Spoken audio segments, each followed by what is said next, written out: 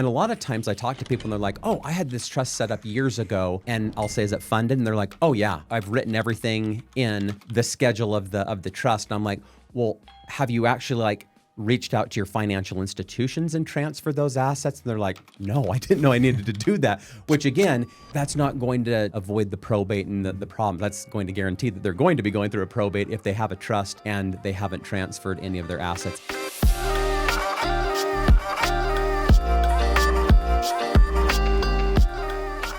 All right, we have lured Jim back into the den here after you're famous now. I mean, you have over 2 million views on TikTok and YouTube combined. Well, thanks to you. It's kind of unbelievable. And you tell me these numbers and it really kind of doesn't compute in my mind, but that is absolutely amazing. So, well, and this is fresh off the heels of the the estate planning 101 video that we've done that has gone, I mean, it's blown up again after being out for a while. So there are a lot of questions that come up from that. And so this is kind of diving deeper into one of those topics, which I think you mentioned was the biggest mistake people make with their trusts is not funding the trust. So can you go into a little bit more detail around what does that mean? How do they do it with the different asset classes that could go into a trust? Absolutely. Now, like we talked about in that first video, when we talk about funding, it's just a fancy way of saying transferring your assets. Because sometimes people hear that word funding and they're like, what does that even mean? That sounds very, very large and kind of heavy. And what are we supposed to do? But funding is just a fancy way of saying, hey, we're going to transfer your assets into the trust. And then people ask and they go, well, what types of assets go into a trust? And to make things as easy and simple as possible, we like to categorize them into 7 categories. So we tell people we've got real estate, bank accounts, brokerage accounts, life insurance, retirement, personal property, and businesses. So those are kind of the things that I want to touch on right now and go over those one by one, because we do get a lot of questions on, what assets go into the trust and how do you go about transferring those assets into the trust. So that's what we're going to focus on. Yeah, and it's super important because, again, you can go through the process of creating a trust and everything else, but if you don't do this, that just becomes a really expensive binder. Exactly. And I'm glad that you touched on something. Another big misconception that people have is a lot of people will handwrite in the trust itself. Well, not the trust itself, but in the trust, we usually have what's called a Schedule A, or sometimes they're just referred to as schedules. And that indicates like bank accounts and brokerage accounts and life insurance. You're able, to map out what you have. And a lot of times I talk to people and they're like, oh, I had this trust set up years ago.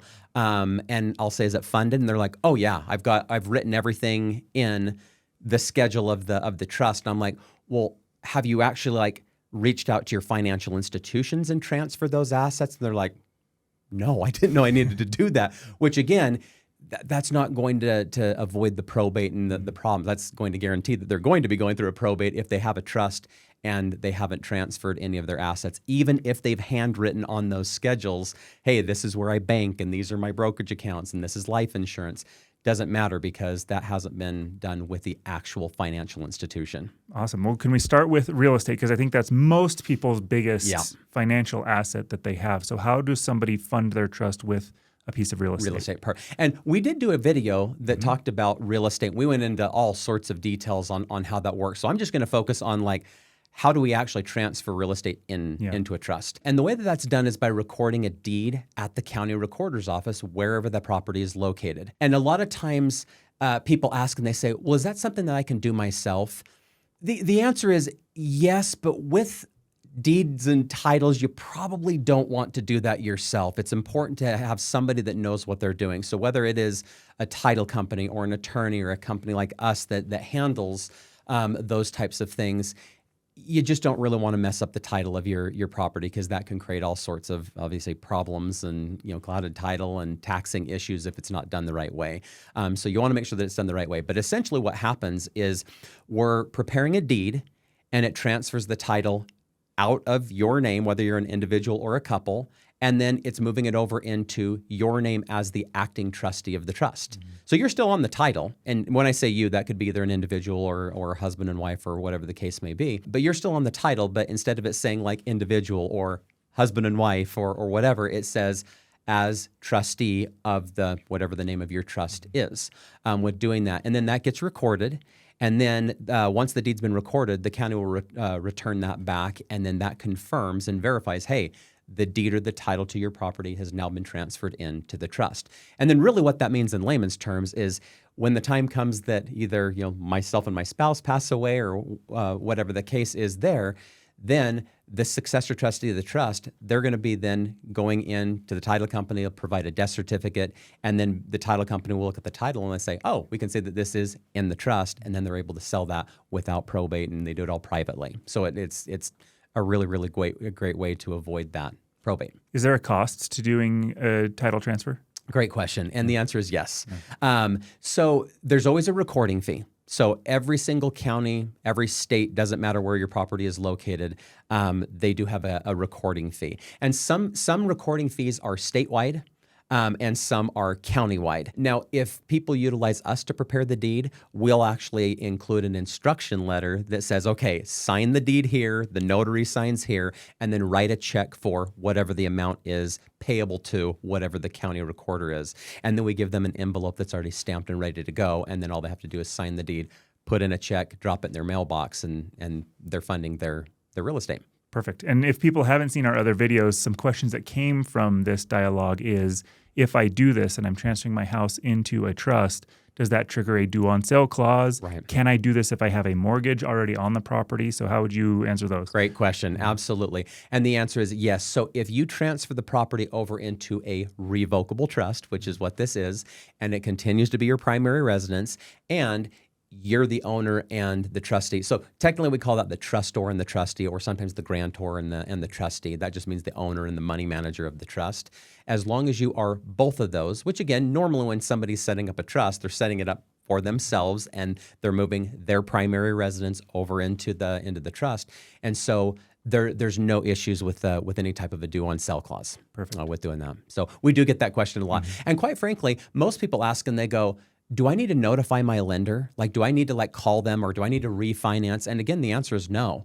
So when you're moving property over, again, as long as you are the owner and trustee of the trust, and you're still the same people on the title, and it's going to be your primary residence, then there's no issue, and you really don't even need to notify them. Now, you can if you want to, but you really don't need to. And if people are hearing the opposite of that, that could be coming from an irrevocable trust, which again, we have a whole video that goes into that they can watch on that. Yep, and that's a little bit of a different story on that side of things. Okay, so we've funded our home. Now we have 6 other categories that we have to go through. So how are those different in funding a trust with those versus a home? Let's talk about it. Okay. So let's talk about the second one, which is bank accounts, because that's another big one that most people that we're talking to that want to set up a trust, they own home or real estate, and typically everybody has a bank account, whether it's a checking or savings account. And they might have multiple banks or credit unions that they belong to, and they say, well, how do we transfer my checking and savings account into the trust?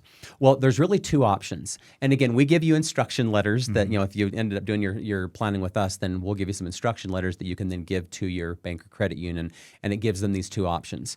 Now, the first option is, and this is more for keeping things a little bit more simplistic, because sometimes people will say, I have a checking and savings account and my money auto pays in there and then I pay all my bills and I don't want to have to mess with that. I'd like to keep the account in my name, or my name and my spouse's name as joint owners or whatever. And the answer is you can absolutely do that. And if you choose to do it that way, then all you have to do is update what's called your payable on death designation. Now, some banks will call it, they just call it a POD, which is, an acronym for payable on death, or some of them will call it a TOD, which is a transfer on death. And then some people will just say beneficiary, and the bank knows what you're referring to with that. But essentially, you can keep the account in your name or in you and your spouse's names, so that way the functionality of your checking and savings account stays exactly the same. The account number stays the same. Account number stays the cards same. Stay the same. Exactly. Your way you pay your bills, the way that you write checks and deposit money, withdraw money, and do your credit cards, that all stays the same. All that's changing is you're saying, hey, if I die or if we both die, pay the money to our trust. So the trust becomes that payable on death.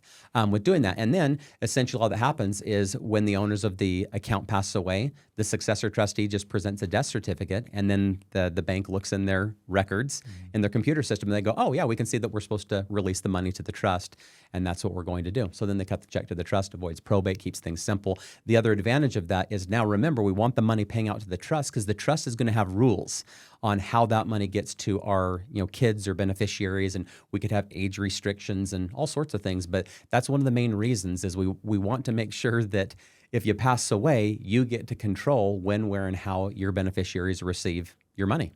That's interesting. So going this route too, if you and your spouse were to pass away, then that successor trustee is creating then another bank account for the trust itself once you have passed. And then from what I understand is now all of that money from your old checking savings account gets pushed into the new checking and savings account after your passing. Yep, exactly. Okay. And think of it like this. The reason why is while you're alive, a revocable trust does not have a separate tax ID number. It uses your Social Security number. So your bank account, checking and saving, that's all going to be attached to your Social Security number. But as soon as you pass away, that Social Security number dies with you, and so you can't use that anymore. So then we have to get an EIN, which most people call it a tax identification number, but then we just get an EIN with the IRS, and now the successor trustee goes and opens up a new trust bank account with that new EIN, and then all the money gets deposited into that account. And then from there, that's where they would pay any debts and taxes and funeral expenses, and then distribute the money and follow the rules of the trust. Perfect. So that was going the POD or the TOD or the beneficiary designation. Is there a different way? There is a different way. Okay. The second option is you can change ownership. So you could go into your bank or credit union and say, hey, I have a trust and I want my trust to be the owner of my checking and savings account. Now, a lot of times in situations like that, the bank will say, okay, that's no problem, but we're going to have to set up a new trust bank account. And then again, they attach it to their social. And then it really functions just like a normal checking and savings account. It just really, one of the differences is on your checks, it'll say the name of your trust. And some people like that because it makes them feel fancy. I know that sounds a little funny when I say it like that, but sometimes people, they like it. Like if they're like, hey, if I have to write a check, I want the name of my trust on there, because most people associate, hey, having a trust is you've done well and you're successful and you're okay to letting other people know that with that. So you certainly don't have to go down that road, but you certainly can. But those are the two options. So you can either do the payable on death, which keeps things very simple because everything remains in your name, and then when you pass away, it pays out, or you can change the ownership to the trust, and that does, there's just a little bit more paperwork that goes into that. You talking about the change in the name on the checks reminded me of going back to the real estate and the home thing. We've recently had a look at our home insurance, and then we had something installed, so they had to pull a permit. And on those permits, it said the name of our trust is the owner of the home this time on our mortgage and at least on the ownership of the title rather than our name. So that was something that I was like, oh, this is actually implemented and it's working. It's working. You're right. That's Cool. cool. Perfect. Yeah, absolutely. With that. So that's essentially the second asset that goes in the trust, or how we fund bank accounts into the trust. Now, the third asset that goes in the trust would be a brokerage account. Now, sometimes I say brokerage account and people go, oh, like an IRA or a 401k. And the answer is no, that's actually a retirement account. A brokerage account would be you've already paid taxes on that money and now you're going to invest it with the broker. And that could be like a Charles Schwab or Morgan Stanley or Fidelity or whatever the case may be. There's lots of different brokers. But you're essentially taking that money and you're going to invest it, and then you're going to pay taxes on the increase each year. Now, because that's not a taxable event, like we're not worried about taxes. Like an IRA or a 401k, there's some tax consequences if you change ownership. Whereas if it's a brokerage account and there's it's not anything qualified, meaning there's nothing tax deferred, then you have those same two options that we just talked about with banks and credit unions. So you can either name the trust as the payable on death or transfer on death, is a lot of time what brokers call it, or you can change the ownership so that your brokerage account is now owned by your trust. And either way is fine with doing that. But most people, because they like to keep things simple and easy, they'll just leave the brokerage account in their name, and then they'll name the trust as the transfer on death or the TOD. And then when they pass away, the successor trustee, again, just has to present a death certificate. The brokerage firm then releases the money to the trustee, and they move on down the road. Yeah, it sounds like that's all handled through the custodian of that. So you mentioned like Schwab, Fidelity. Yep. And if they are thinking through this and they are unfamiliar of what a brokerage account is, just reach out to somebody like you or their financial advisor on that, because you can have a Fidelity or a Schwab or a TD Ameritrade 401k or IRA. So you can have accounts set up with all of those. Right. Just make sure that that brokerage account isn't one of the retirement accounts that are qualified. There are Yep. HSAs. There are a lot of things that are going on there. Exactly. And we're going to talk about that in just a second of how we deal with qualified assets. One thing I do want to mention while we're talking about brokerage accounts is stock. Now, this doesn't happen all that much anymore, but every once in a while we'll get somebody that has had like an actual physical stock certificate. Like they're like, I worked for a company and they gave me like a physical stock certificate. That doesn't happen very often. And they go, how do I get this into my trust? Well, what you actually have to do is if you flip over the stock certificate, usually there is, it's like you have to, you can reissue it.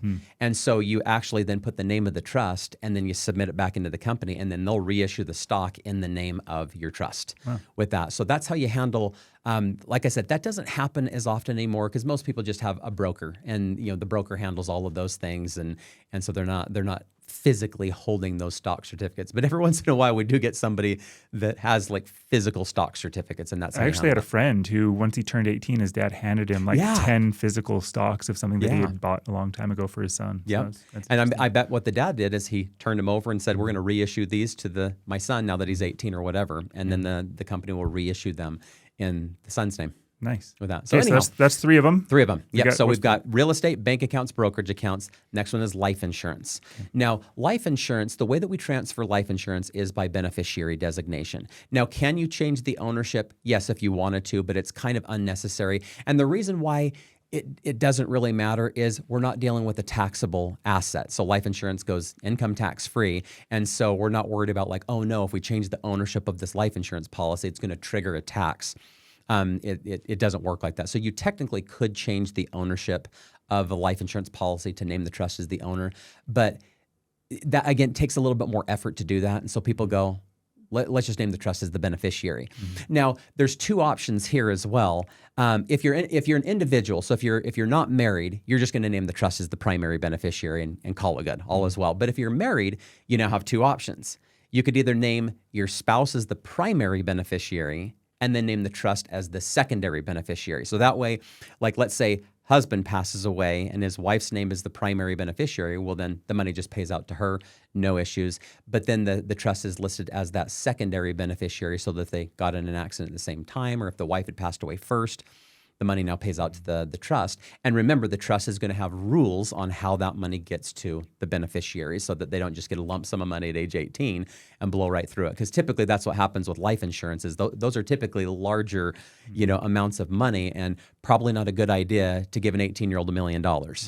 They can blow through that relatively quickly. So having that trust be the beneficiary and then stipulating who controls that money and when, where, and how that money gets to the kids or beneficiaries, that's ideal. Is another kind of example or situation with that is maybe a second or third marriage and mixed families coming in, and so designating these primary beneficiaries or trusts kind of helps alleviate some of those family contentions that could happen. And that's you brought up an interesting thing, and that's where sometimes it makes sense. If like it's a blended family, a lot of times what spouses will do is husband will have his own trust, wife or other spouse will have their own trust, and then they'll name their own trust as the primary beneficiary. So they're not naming each other as the prime, because if it was a second or subsequent marriage and they named their spouse as the primary beneficiary and trust as secondary, well, if they pass away, that money just went to their spouse, and maybe they were like, well, maybe they're not going to give it to my kids or something like that. And so by naming the trust as the primary, you can set forth all of those rules. But that's a pretty common thing when you've got a second or subsequent marriage and there's kids from previous marriages or relationships, and they want to make sure that they're kind of safeguarding things for their kids. They'll set up individual trusts, and then they'll name those individual trusts as the primary beneficiary. We had a couple comments come through recently that were involved with that kind of situation going on. Perfect. Okay, so that's life insurance. What have we got for the fifth? Number 5 is retirement. Okay. So, and this is, whenever I say retirement, that is anything that's tax deferred. IRA, 401k, it could be an annuity that's tax deferred. So basically, if you haven't paid taxes on the money, like it's growing tax deferred, this is what we're talking about and referring to. Now, there's a lot of questions around this, and there's a lot of information out there because literally we get this email, I can't tell you how many times a day, they're like, I was watching something and they said, do not put any type of retirement into a trust. And then they're like, what does that mean? Should we just keep that outside of the trust? And the answer is, you can't change the ownership. So if I had an IRA or a 401k and I tried to change the ownership of that to name my trust, that's going to create a taxable event. And absolutely, you would not want to do that. So that's where that comes from, where people are like, don't put your retirement accounts in the trust. It's ownership. And then people go, well, how do you attach that? Or can you attach retirement to a trust? And the answer is yes, and it's done by beneficiary designation. And again, kind of going back to what we just talked about with life insurance, if you're an individual, so you're not married, you can name your trust as the beneficiary. So the ownership stays in your name, so we're not creating any taxable events. And then when you pass away, then it pays out to the trust, and the trust is going to follow your rules or your guidelines with doing that. Now, if you're married, this one's an interesting one, because if you're married and you name your spouse as the primary beneficiary, they get what's called a spousal rollover. So that way, like if I passed away and I'd named my wife as the beneficiary of my IRA or 401k, she can actually roll that money over and continue to allow that to grow and defer the taxes. And then when she turns 73, and again, that number can change. Again, that changed fairly recently. But when she turns 73, then the IRS says, whether you want to or not, we're going to force you to start pulling out the required minimum distributions each year. But it's really important to give your spouse that spousal rollover. And that's why if you're married, naming a spouse as the primary beneficiary is often really important, unless it's a second or subsequent marriage, and then some other things that that you can do there. But as a generality, if you're married, a lot of spouses will name their spouse as the primary beneficiary to give them that spousal rollover, and then the trust becomes the secondary beneficiary with them. Nice. It sounds like, we've got 5, we've got 2 more to go here, but there's a very important designation that people need to understand of the ownership is held by the trust versus it is a beneficiary designation of the trust. So in this case, don't make the trust the owner of your retirement accounts. It can be either a primary or a secondary beneficiary. Correct. Or tertiary or whatever. Exactly. Correct with that. And that honestly is probably one of the bigger misconceptions on funding is we hear that all the time of like, no, we're not supposed to transfer or not supposed to have any of our retirement in a trust. And again, it goes back to that ownership. We're not changing ownership. Perfect. Okay. Are we ready for number 6? I think so. Ready for number 6. Okay. So number 6 is personal property. And most people go, what's that? Well, personal property is anything that you own that's movable. Cars, furniture, jewelry, paintings, clothing, guns. All of that's considered personal property. And most people have a misconception because they go, oh, does that mean I have to go to the Department of Motor Vehicles and change the title of my car to name the trust as the owner? And the answer is no. So what we do is we prepare an assignment. Now, whenever I say that word, or whenever you hear that word assignment in the estate planning world, that it's a fancy way of saying transfer. So when we prepare an assignment of personal property, really what we're doing is we're transferring your personal property into the trust. And it's done by a 1-page document. It's really simple. It's a very simple document that you sign in front of a notary that says, I've created a trust and I am transferring or assigning all of my personal possessions that I currently own and any personal possessions that I may acquire down the road, and I'm making them part of my trust right now. And that's really cool because then if you buy another car or you get something, like even a piece of furniture down the road, you don't have to be like, oh, I got to tell them I have a trust or I got to title this in the name of the trust. You don't have to do that. Just buy it business as usual. And because it is a movable asset, personal property, it's already automatically part of your trust. Nice. So there's one other thing I do want to mention. We have a lot of people that they have questions revolving around like certain possessions. And they go, well, what if I had like a specific wedding ring or piece of jewelry or a gun or a coin collection, and I wanted it to go to a specific person? How do I handle that? Well, there's a separate document that we also include, and you're able to handwrite on that form specific items and the people that you want it to go to. And this is such an important thing because a lot of people have no idea. Kids don't typically fight over money. They fight over things. They go, Mom promised me the sewing machine, or Dad promised me that I was going to get that. And that's what causes the family feuds. So the more that you guys can be proactive with filling those types of things out ahead of time, the better off everybody is going to be. Because if you just leave it like, oh, our kids get along, they get along now while you're alive, but as soon as you pass away, all of a sudden there's that it's sentimental now because, oh, Mom had that, or I always remember the cookie jar that Mom gave me cookies every day after school. And then that becomes the big fighting item and can destroy the family. Yeah. So the more that parents can identify those things and maybe even have a conversation with your kids. Hey, is there anything that you guys have got your eyes on? Let's try to take care of it ahead of time. Another thing that a lot of people do that's really, really great is the parents will set it up like an auction. So essentially each child, and sometimes they'll set it up where they'll say, okay, we're going to give, each child a certain dollar amount, whether it's $5,000 or $10,000 or $15,000. And then they set it up like an auction. And then, the kids get to bid on things that they want or don't want. So there's a numerous ways to go about doing that. But it's important to do something, because if you just leave that completely blank and be like, oh, the kids are going to handle it, that's sometimes where the claws come out. Yeah. How is this different than a pour-over will? So this assignment of personal property, how is that different from like a pour-over will? Right? The exact questions to ask. Well said right there. So a pour-over will is really completely separate. So a pour-over will is a document that says if an individual dies, or if a husband and wife die and they have a trust and they forgot to fund an asset into the trust, that's what a pour-over will is for. But that's for typically assets that are like bank accounts or life insurance or retirement. Like sometimes people pass away, they never named a beneficiary, like at all, like period. And all of a sudden the trustee goes and says, hey, this person's passed away, or mom and dad's passed away. I need you to release the money to me. They have a trust, and they'll be like, we don't have any record of a trust. The trust isn't the owner of the account. The trust isn't the beneficiary. Mom and dad are the only ones that are owners, and since they're dead, we can't talk to anybody. You got to go to court and go through probate.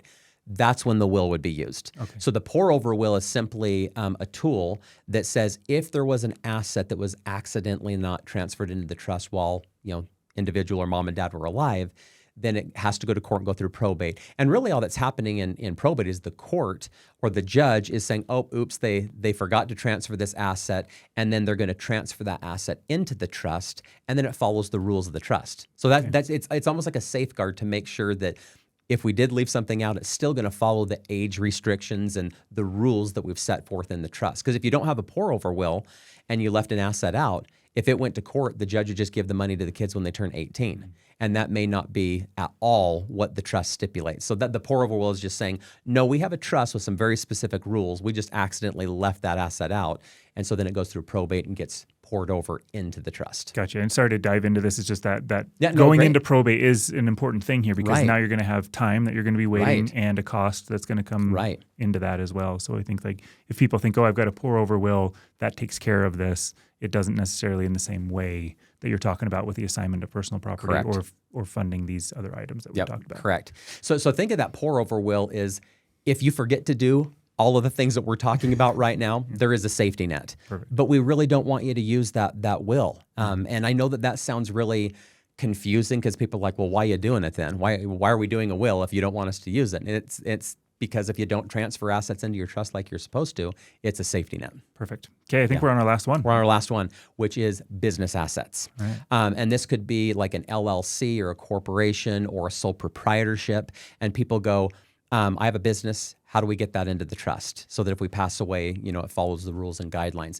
And there's a couple of ways of doing this. So if somebody already has an LLC or a corporation that's already established and set up, we can do what's called an assignment of business interest. So there's that word again, assignment, which means transfer. So we can transfer the interest of that business and move it to the trust.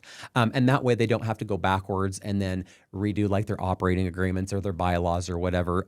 They can just sign that business assignment, and then it transfers their interest to the trust. And people go, well, what if it was like a partnership? Like, what if I had a business partner and we each owned 50%? Can I just transfer my 50% into my trust? And the answer is yes, absolutely. So you can do that. So that's option one. Or you actually can redo the documents, like an operating agreement with an LLC. So if somebody wanted to, they could say, hey, I now have a trust, and instead of me owning the 50% of this partnership, I'm going to update the operating agreement, and I'm going to name my trust to own my 50%.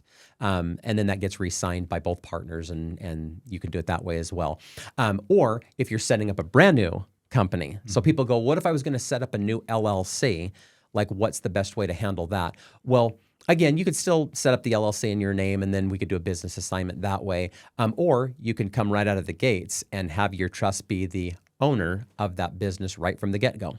So it just depends on what you want to do. But one way or the other, we want to make sure that if you have a business, that it gets transferred or assigned to the trust so that it follows your rules and your wishes. Because if you don't do anything, it'll go through probate. That's awesome.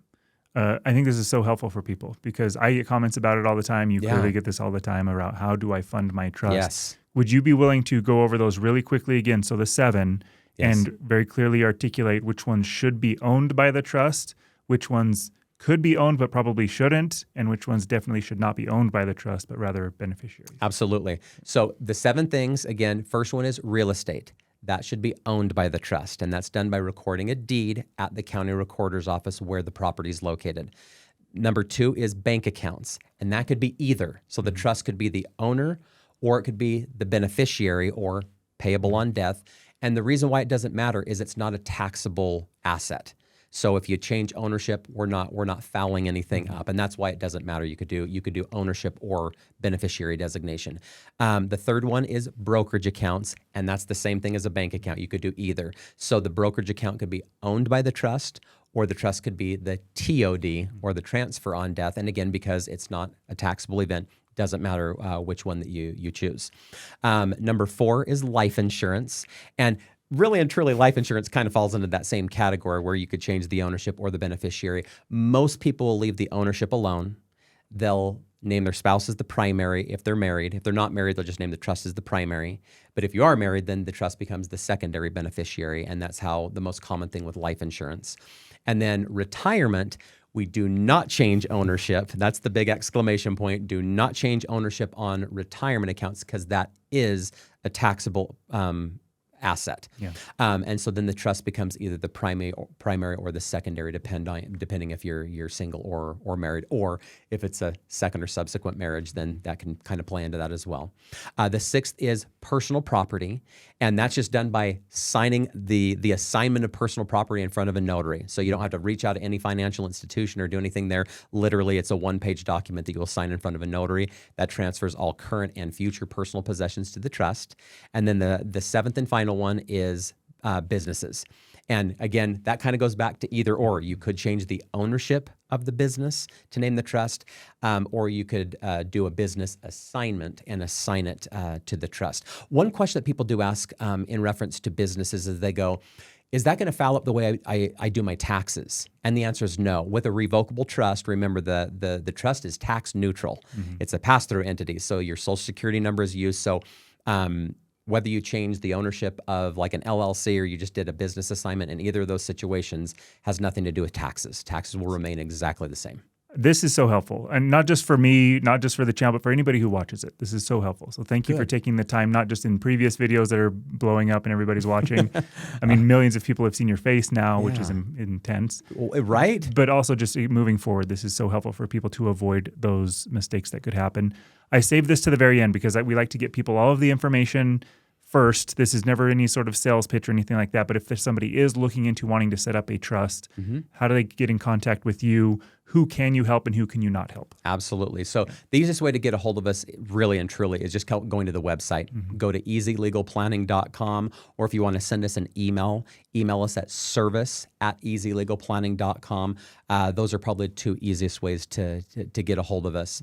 And if you are watching this and you're like, I have a house and I want to control how the money gets to my kids or grandkids, or if you have a child with disabilities and this is ringing and speaking to your heart here, give us a call or let us know. We'd love to be able to help get this taken care of from start to finish. And we kind of pride ourselves in trying to make the process easy, because I know that estate planning it feels heavy and there's a lot of moving parts to it, but we try to take it into steps and go, okay, let's do this first. And once we're done doing that, let's do the next step. And once we're done doing that, let's do the next step. And so it doesn't feel quite so overwhelming. And I think that that's an important thing as we're talking about funding. You don't have to do it all in the same day. Yeah. You know, you could get everything done and then maybe take the first week and go, okay, we're going to get the house transferred over into the trust. And then maybe the next week you're like, okay, let's work on bank accounts.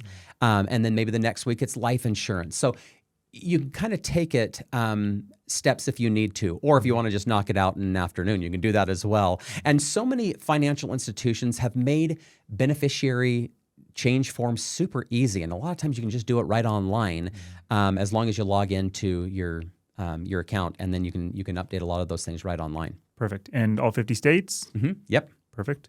And then those who aren't necessarily here that you can help is kind of the irrevocable trust side of things. If I'm correct. Yep. So if somebody needs help with an irrevocable, or in other words, an unchangeable trust, unfortunately, we don't do the irrevocable trust. But anybody in the realm of revocable trust, we can help you with that. If you want an irrevocable trust, go watch our video on it, and correct. Then find a local estate planning attorney there.